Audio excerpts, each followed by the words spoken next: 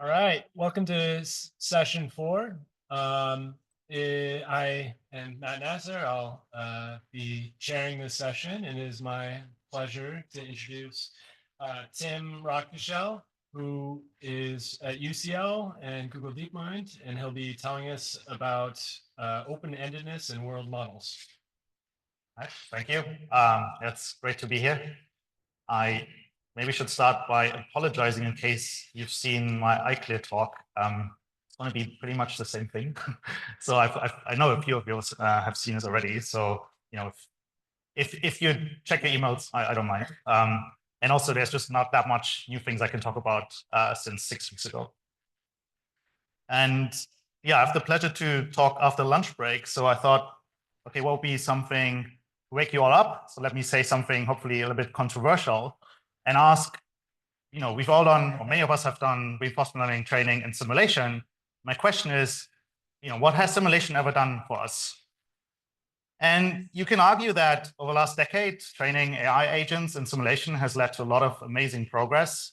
We've seen DQN reaching human level performance in Atari games. We've seen, superhuman Go play. We've seen, grandmaster level StarCraft play. We have AI agents that can, complete tasks in Minecraft.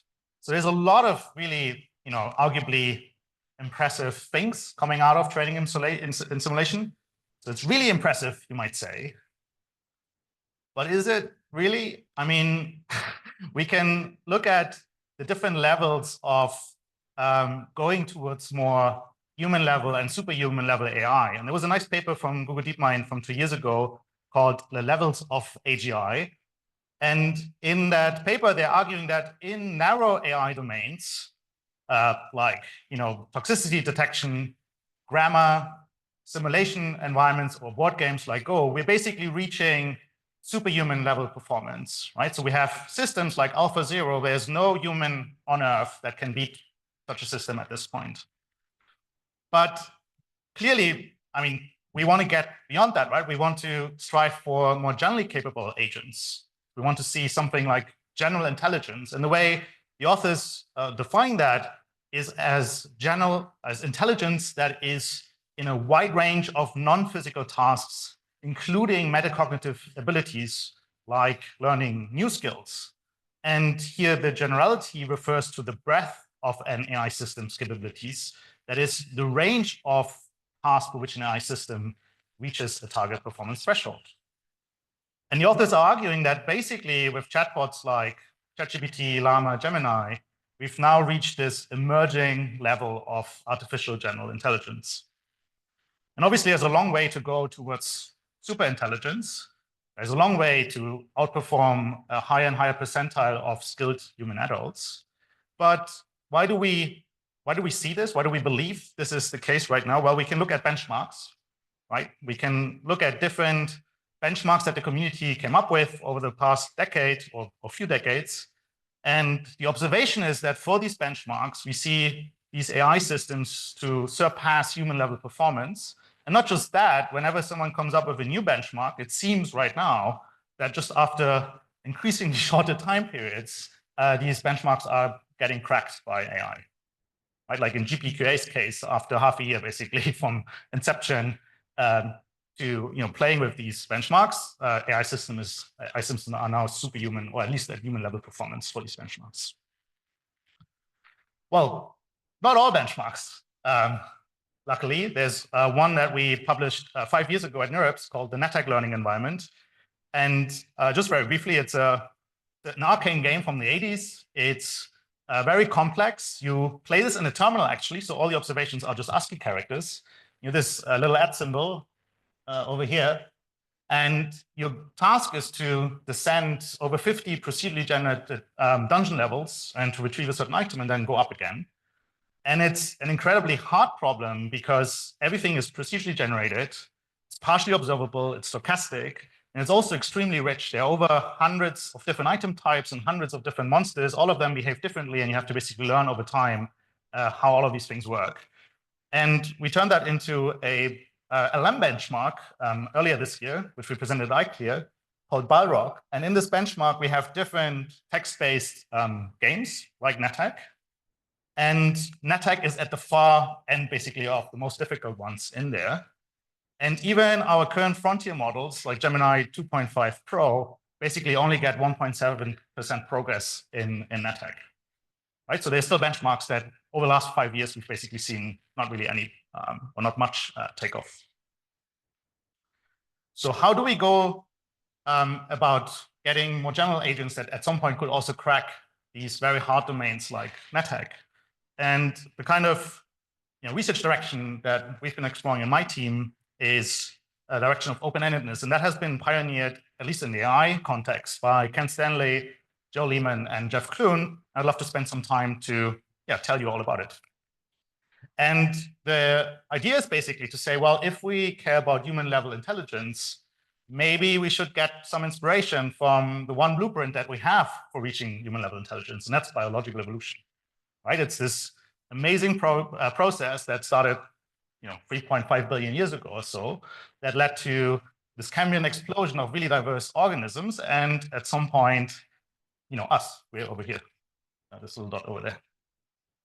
And obviously, I assume all of you are very familiar with this. But the way this works is through variation and selection. And there's some interesting properties to think about in the context of getting towards more general agents.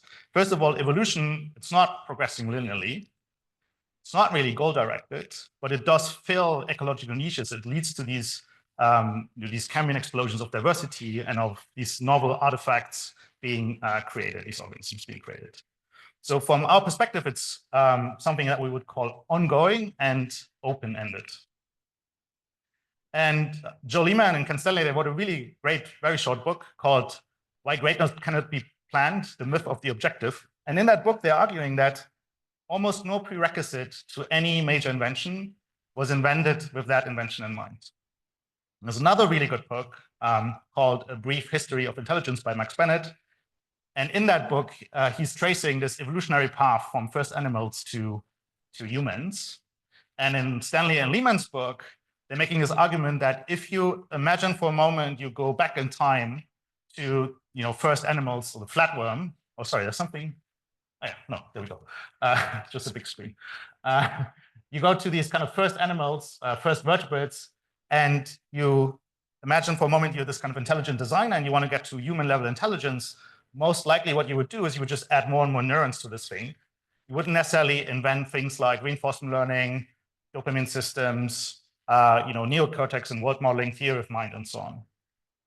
And indeed, you can look at different examples in biological evolution. For example, jawbones that then are stepping stone towards the development of the mammalian middle ear. You can look into technological evolution where punch cards lead to magnetic tape, to hard drives, to SSDs, or radar technology, which led to the invention of the microwave oven, or also reinforcement learning, which nowadays obviously is used a lot for reinforcement learning from human feedback for LMs. And I think it's fair to say that when people invented RL, they might not have thought that in 2025, the main thing we do with these technologies is to tune large language models. Right? So this kind of observation that we have these kind of stepping stones that lead to bigger, more interesting inventions later on, but don't really look like these inventions, these later inventions. I think this is just recurring over and over in biological evolution, cultural evolution, and technological evolution. And there's a really nice paper from 2008. It's quite old, called Pig Breeder from Ken Stanley's lab. And the way this works is you have this UI, and you present that to a user, and that user sees these different, almost like randomly generated images. And then you ask the user, which of these images do you like? And then what the system does is, given the choice by the user, it would generate variations of the image that the user selected. And if you do this over multiple generations with a human in the loop, you can evolve quite interesting looking images. For example, you can evolve images that look like a skull, or dolphin, or car, or butterfly, a lot of variety of different basic looking images. But the main point is that imagine for a moment that I put you in front of the system and I ask you, can you please generate or evolve an image of a clown face? You have the problem that you basically just have no way to know what kind of mutations, what kind of variations would you need to select in order to get closer to this clown face. There's really no way for you to tell. And the reason, again, is that the stepping stones not necessarily look anything like the final image that I asked you to generate, right? So if you want to generate this image of a penguin, you'd have to go for this symmetrically looking shape over here, and it just doesn't look anything like this penguin. So how can you know that you have to select this kind of stepping stone in order to generate the penguin? So what people in the open-endedness community are arguing for is that we should move a little bit away from this obsession with maximizing particular objectives, and we should instead embrace these more open-ended processes that might discover all kinds of interesting stepping stones that then could lead to even more interesting discoveries later on. And just to formalize this a little bit, Ed Hughes and Michael Dennis from my team formalize it in the following way. We call a system open-ended if, from the perspective of an external observer, the sequence of artifacts that the system produces is both novel and learnable. So novelty, I think, is an obvious one, right? So if you look at an open-ended system, you would assume that it would just generate more and more novel artifacts over time. But learnable is an interesting one. So why do we need this kind of separation between a system and an observer? Well, if you don't have an external observer that looks at this system and tries to learn basically something from the sequence of artifacts, unless you make that distinction, a noisy TV or a monkey typewriter thought experiment would all be classified as an open-ended system. And that doesn't really give us an interesting way to separate it, like interesting open-ended systems from like noisy TVs and stochastic processes. So at Google DeepMind, we have a long tradition in trying to build these open-ended and open-ended learning systems. We had a paper 2 or 3 years ago on human timescale adaptation in an open-ended task space, or ADA, adaptive agents, ADA. And I would go as far as to say we actually, with that paper, we know the recipe for training adaptive agents. You need 3 things. You need a rich interactive environment space. You need a large model parameterizing the agent's policy, and you need so-called automated curriculum learning methods to glue these things together. If you have these 3 things together, you get very adaptive, quite interesting agents. So on the rich interactive environment side, we developed the Excellent 2 simulation environment. And the way this works is basically you procedurally generate lots of different environments. You procedurally generate what kind of goal the agent should have. You procedurally generate what kind of objects are in the simulation. And you also procedurally generate what kind of rules govern the environment dynamics in this simulation. So for example, what kind of objects can you put together to craft new objects? But crucially, these underlying environment dynamics, they might be hidden from the agent. So the only way for the agent to actually achieve its goal is to actually try out different things and see what is actually going on in the environment. So we're not really so interested in this kind of zero-shot performance of an agent. We actually allow the agent, even during training, to have within one episode multiple trials where it can try certain things. It might run into some dead-end rule. The environment resets, and then it can try out different things. So what we're seeing is over time, this agent is starting to show quite interesting exploratory behavior, almost like in a hypothesis-driven way. Okay, so if you do this at scale, if you generate 25 billion distinct procedurally generated environments and tasks, you can span a pretty big, interesting universe, right, of different kind of things, like problems that require memory, navigation, physical manipulation, experimentation, even multi-agent problems that require some kind of coordination and collaboration. So we created a really big universe of these procedurally generated simulation environments, and the hope, just to be clear, the hope was if that's just rich and diverse enough, then the kind of agents we train in these, maybe they learn something generalizable around generally how to explore, generally how to deal with credit assignment, generally how to collaborate with other agents, such that ideally we can take these agents afterwards outside of the simulation and apply it to more real-world problems. So this would be the grand goal of this kind of work. Okay, so rich interactive environments. The other ingredient, as I mentioned, automated curriculum learning. There was one PhD student in my group at UCL who came up with prioritized level replay. The way this works is if you naively just sample from 25 billion different problems, then early during training, right, most of these are going to be way too hard for the agent.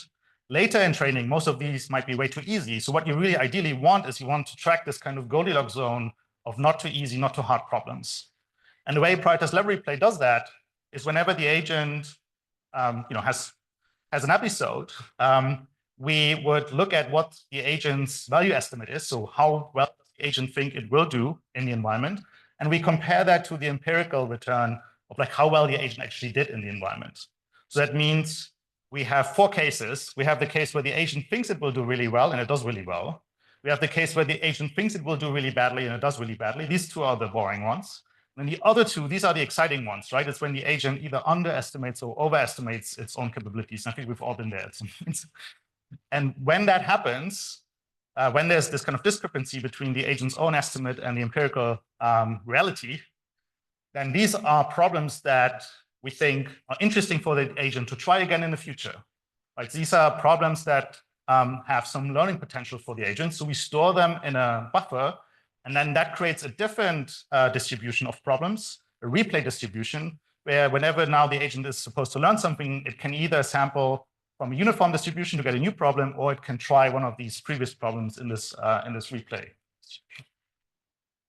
And turns out that is really crucial to get this to work. So if you compare that to uniformly sampling from 25 billion distinct tasks, you basically don't really get any learning takeoff. If you use such an automated curriculum learning method, suddenly things start to work. Okay, the third ingredient is, and keep in mind this is 3 years ago, is to use a relatively large function approximator for the agent's policy. So we, at the time, went up to 265 million parameters, and we can basically get these kind of scaling laws of this in-context learning. So as we increase the size of the policy network, we see basically things getting better and better. And quite interestingly, all of these things have to come together. So what you see here in teal is a small parameterization of the policy, in purple a large parameterization of the policy, and for the large parameterization of the policy using a bigger task space and triangles instead of circles, you get a pretty big improvement. So if you bring all of these things together, they actually work. They're all codependent. So then what you have is this agent that here has to create a black cube. It moves around, and in this first trial of the episode, it's actually running into some dead-end rule where it can't create the black cube anymore because it consumed the objects in a different way. Then in a subsequent trial, it actually might reach the right goal, and then in further subsequent trials, it just gets better and better at doing this more efficiently. Right. So we see over the course of multiple trials this system showing some kind of hypothesis-driven exploration and getting faster and faster at finding the solution. And just to be clear, all of this is happening in context. So there's no further parameter updates to the policy. It's all in the memory, basically, of this agent. Okay, should be really great. But let's go back to the original ambitious goal, right? Can we take then these policy and apply policies outside of the simulation, apply them to more real-world problems? And unfortunately, no. So our model doesn't generalize out of distribution. And then the current playbook would be to say, well, then let's just train until there's nothing left in distribution. Right? That'll be what we want to do. But that points to a pretty significant problem, which is if you want to train a really, so I'll just go back so you can take a picture. No. If you want to train a really generalizable, AGI, let's say embodied AGI, really what you need is a really diverse, really rich interactive environment. And I would go as far as to say there's just no way we can engineer this. There's no way we can, have as many research engineers in the world. We can't generate or program rich enough environments to make this happen. Right? And I like to bring up this quote by Alan Watts at this point: the relationship between the organism and the environment is transactional. The environment grows the organism creates the environment. Or Jeff Clune put it, I think, quite nicely in 2019. What we need are what he calls open-ended Darwin-complete search spaces. So these are spaces in which any computable environment can be simulated, allowing for the emergence of a diverse range of intelligent behaviors. And the approach that we've been taking in my team at Google DeepMind is to train foundation world models.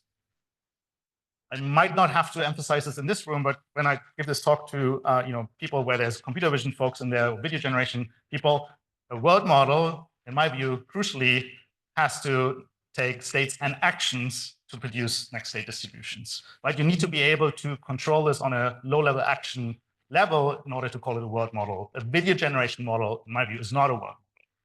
Right? You need to be able to do interventions and to be able to control what's happening in the future through these interventions. Okay.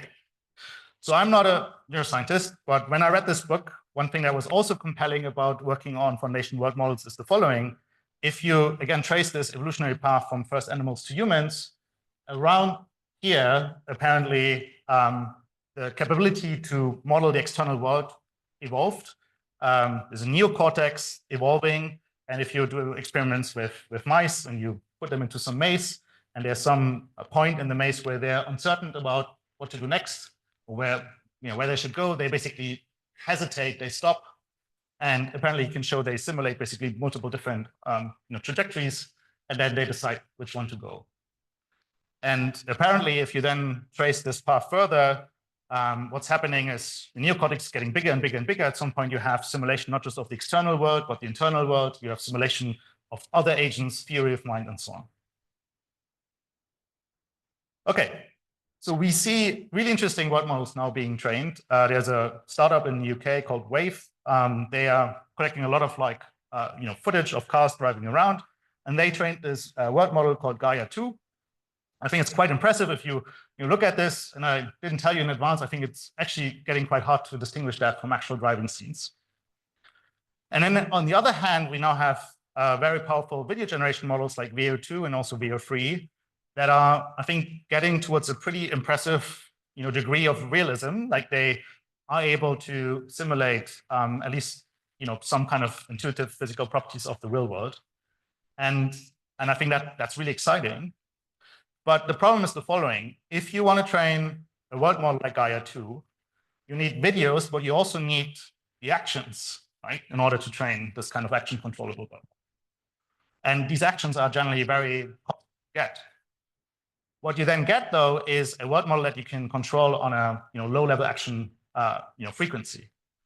And video generation models, on the other hand, are really nice because you can do the LLM playbook. You can go on the web and you can train internet scale video generation models, but they're not really controllable, right? Like you can control them a little bit with text, but you don't get this kind of low-level action controllability that you actually, I think, that you're going to need in order to make that useful for training agents.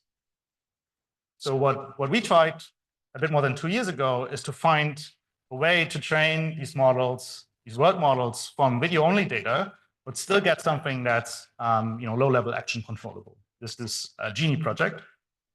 And the goal is to train a generative model, generative foundational word model from internet videos that then can be used as a simulate for advancing embodied AGI, but also maybe a new form of quite interesting generative entertainment. Just quickly, how are we going about this? Well, at trading time, we only have video data. And what this model is doing, it's taking consecutive frames, and it's predicting between these two frames a so-called discrete latent action that should encode basically what is the difference right between these two frames. Not just the difference, but what is something that can make a change from one frame to get to the next frame. And then at the same time, we're also training a model that, given a previous frame and this inferred latent discrete action, generate the next frame. So if you do these two things jointly, the model you get is one where at test time, you can prompt it with an image, and then you can give it one of the, let's say, 8 different discrete latent actions, and it would generate the next frame, right? So now the question is, do these discrete latent actions, if you train this at scale, do they actually encode semantically meaningful things like moving left and right and up and down? Before you do this at scale, again, you do the LLM playbook, you do scaling analysis, so you train increasingly larger models to find the kind of compute optimal in terms of flop budget point, given the data that you have. So we did that. And then at test time, what you can do is you can prompt this in different ways. You can prompt it with an image that's generated by another text-to-image generation model. So for example, this kind of scene that looks a bit like an Indiana Jones game, but it's not really an actually existing game. It just is something that another text-to-image generation model imagined. You can prompt it with a hand-drawn sketch, and if you dare so, you can even prompt it with a real-world photo. So all of the examples you're seeing here are first, taking a text prompt and generating an image of a game that doesn't exist, and then we step in and then we play different discrete latent actions, and we see whether we can play around and jump left and jump right and control basically what's happening. And all of this obviously nowadays looks really toyish. Video generation models have been advancing so much, but at the time, what was really nice to see is that we can indeed generate some kind of diversity of different simulated environments. And what's important here is that when you use the same sequence of discrete latent actions, actually similar behaviors happen in different starting conditions. The other thing that's nice is that at a certain scale, you see certain properties emerging or certain capabilities emerging. For example, the model able to do some kind of parallax animation that simulates, 3D illusion. As I said, you can be adventurous and try to prompt this with a real-world photo. So there's a little figurine on my desk, and at some point the team was interested whether they can jump off this sponge using this model, and indeed that kind of works to some extent. And you can prompt it with children's sketches. You can prompt it with some videos and even some kind of real-world images. One thing we also did is we trained a Genie model on robotics data. So we took the RT1 robotics data set, we removed all the actions, and then we saw whether just from the videos we can basically learn a little robotics simulator. And again, we see that the same kind of sequence of discrete latent actions leads to similar behaviors of this robotic arm. And we see that when we train this at a certain scale, the model is starting to learn things like deformable object properties. So if you kind of control this robotic arm towards this bag of chips and you grab it, it actually simulates, the deformation of chips. So this is something that I guess would be a little bit tricky to hard code in a simulator. Okay, so then towards the end of last year, we scaled this up. We announced Genie 2, a large-scale foundation world model. And it's basically training a Genie-like model just on a much larger video data set, which now contains all kinds of video game videos. We moved from a masked approach to latent diffusion. That's what people do nowadays with video generation models. And we also significantly increased scale. So just to be clear, what you're going to see in the next slides is we start with a text prompt like, first-person screenshot of a beautiful garden path. We use Imagen-free, it's Google's text-to-image generation model, to synthesize a scene that could come from a 3D game, but it's not from any existing one, right? This is completely imagined by an AI. And then we pass it over to Genie 2 to play inside of this simulated environment. Right? So the image here is going to be out of distribution for Genie 2. Well, what we observe is that we can actually step into this image and then move around in a 3D basically simulated world. Just to be clear, everything here is end-to-end pixels, right? There's no underlying 3D structure. It's all a neural network given an action, imagining what the next frame would look like. And the thing that we observe is that we are able indeed to see this kind of diverse trajectories being generated from the same starting state. So we can indeed generate these kind of counterfactuals. We can control different characters and see them animated through this Genie 2 model. Like with video generation models, we observe the model learning some kind of at least intuitive physics, can simulate some smoke, gravity, lightning, and even some kind of reflections like this mirror here on the right. It allows us to interact with objects. You can press buttons and doors open. You can climb levels, or if you want to, you can shoot exploding barrels. So it's not a nerve-based, like static, 3D rendering. It's really an end-to-end model that has a lot of degrees of freedom. One thing that's important for world models to be, I think, interesting and useful is to have some kind of environment consistency, right? So if you see an object, you look away and you look back, the object should still be there. And we do see that emerging at the Genie 2 kind of scale. Obviously, it's not perfect. We can do this for maybe 20, 30 seconds. Beyond that, things would degrade. But I think it's quite interesting for us to now see, maybe with a larger model, whether we can push the boundaries of this. Okay. Another thing, and it's one of these things where we really didn't plan for this, but if you train a model at this scale and you prompt it with an image that contains, let's say, these two characters, there's going to be one character that you actually can control, but the model actually starts to simulate other characters like this one over here. And we're, getting into some kind of funny race between us and this other non-player character. And again, you can prompt this with real-world images. So I think this was a photograph of someone's vacation in our team, and then you can step in and move around and see water animated and so on. Okay, just in the last minute or so, we have another team at Google DeepMind, the Simmer team. They've been, at the beginning of last year, announced this Simmer agent. It's a generalist agent that can follow instructions in different 3D games, for example, Valheim and No Man's Sky. And we were just curious, basically, a week before we wanted to announce Genie 2, could we take this Simmer agent and give it an instruction and then let it play inside of this imagined environment by Genie? So again, this is an image that's synthetically generated using Imagen-3, right? So it's a screenshot of something that doesn't exist. And we give this image now to Simmer and ask the Simmer agent, can you go to the room with the plants? Can you go to the room in the middle? Can you go to the room on the right and climb the stairs? And once Simmer generates an action, we give the frame and the action to Genie 2 to simulate or to generate what the environment would look like. And we were really surprised to see that that actually works out of the box. So what you see here is Simmer following instructions inside of an imagined environment by Genie 2. And Jack Parker-Holder, the lead of the Genie 1 and Genie 2 project, the way he put it is he said, well, that further progress on foundational world models could enable future agents to be trained and evaluated in a limitless curriculum of novel worlds. So we basically, I believe, we've made a step towards solving this kind of problem. So yeah, I hope I convinced you that in order to move towards more generally capable agents, we need more open-endedness methods.